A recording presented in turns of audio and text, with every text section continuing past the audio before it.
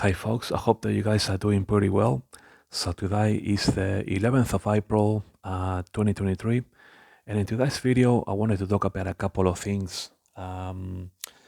First up, I wanted to talk about the three remaining feasts that Jesus has to fulfill. Okay, so we know that Jesus has already fulfilled the first four, and yet to be fulfilled the Feast of Trumpets, better known as Yom Teruah, also the Feast of Atonement, known as Yom Kippur, and the Feast of Tabernacles or Sukkot.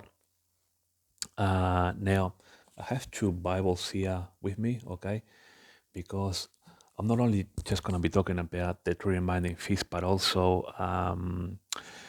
Revelation 11 regarding the two witnesses, which in my view are definitely Elijah, but I also believe Moses as well. So I want to talk about these two things today with this video.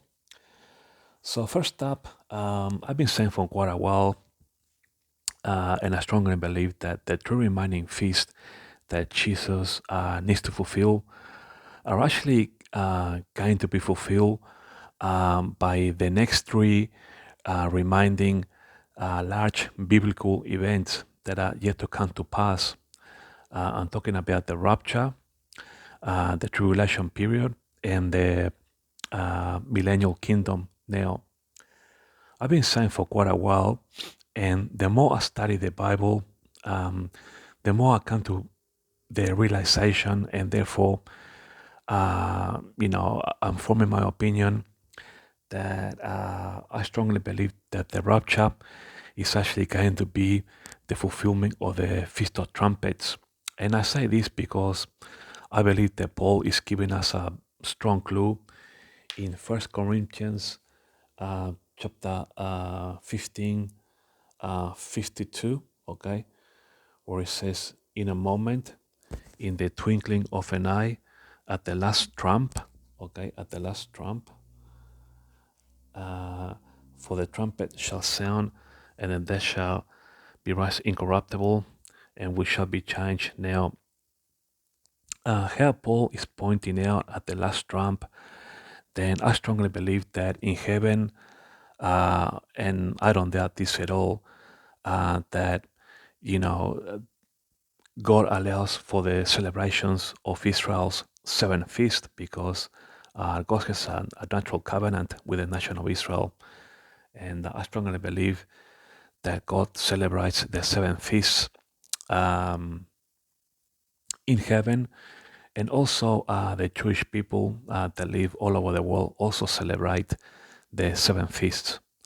So I strongly believe that the rapture itself is actually going to be the fulfillment of the Feast of Trumpets because, Jesus is actually coming down from heaven to pick us up. So, and the fact that Paul tells us, here in 1 Corinthians 15:52, at the last trump, I think that is a big clue. It tells us, in my view, that the seven feasts are actually celebrated in heaven. So I wonder what you guys think. Now, the Feast of Atonement or Yom Kippur, I strongly believe that that's going to be the fulfillment of the tribulation period or Jacob's trouble. Because if we go to Revelation 11, okay, we know that the two witnesses, okay, Moses and Elijah are going to be coming down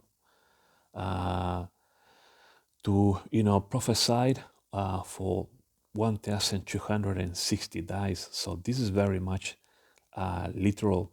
It's precisely 1,260 days, and I'll get back to this in a moment when I talk about this Revelation 11.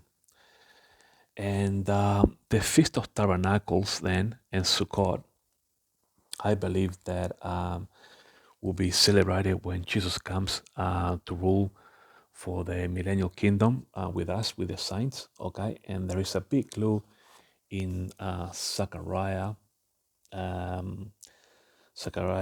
14 verse 16 and 17 as well. And it says, and it shall come to pass that everyone that is left of all the nations which come against Jerusalem, in other words, this is happening after the judgment of the sheep and the goats, shall even go up from year to worship the King, the Lord of hosts, and to keep the Feast of Tabernacles. Okay? Now, this is a big clue, folks, here in Zechariah chapter 14, verse 16, because the fact that everybody has to go to Jerusalem, or all those nations that remain after the judgment of the sheep and the goats, the fact that they all have to go to Jerusalem every year to keep the Feast of Tabernacles, okay, uh, is telling us here two things. That the Feast of Tabernacles is actually going to be celebrated or come to pass, okay, or will be the fulfillment when Jesus comes for the millennial kingdom reign. And also, he's saying as well that there is a demand here that we all nations must keep the Feast of Tabernacles, but it's not saying that all nations must keep the Feast of Trumpets or the Feast of Atonement.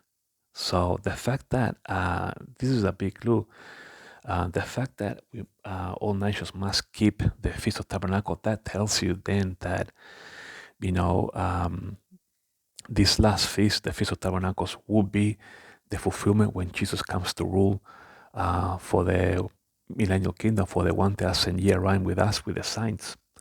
So I've been saying this for quite a while.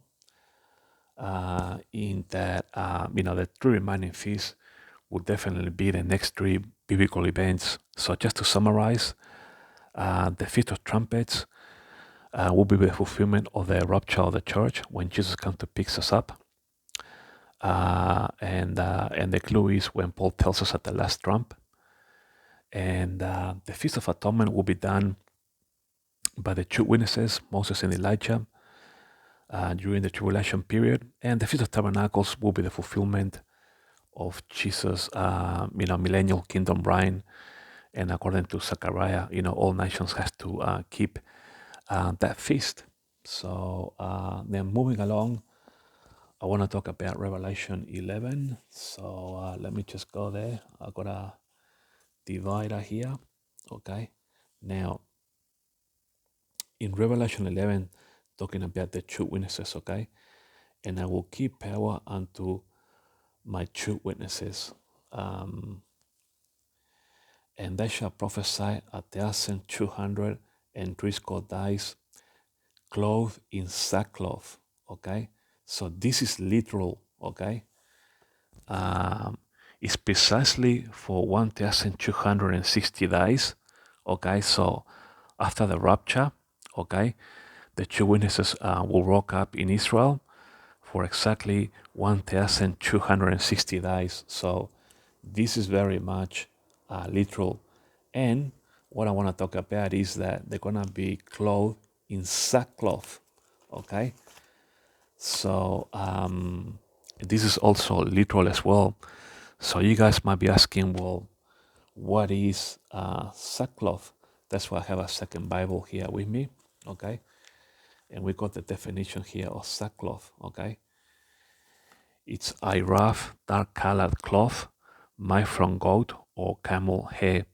Sackcloth was usually used to make grain sacks, but clothing made from it was worn in times of trouble and sorrow. Okay, so clothing was made from it was worn in times of trouble. In other words, Jacob's trouble or sorrow.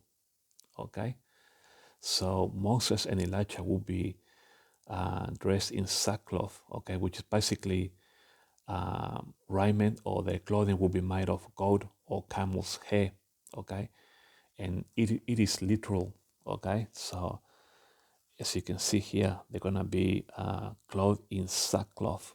So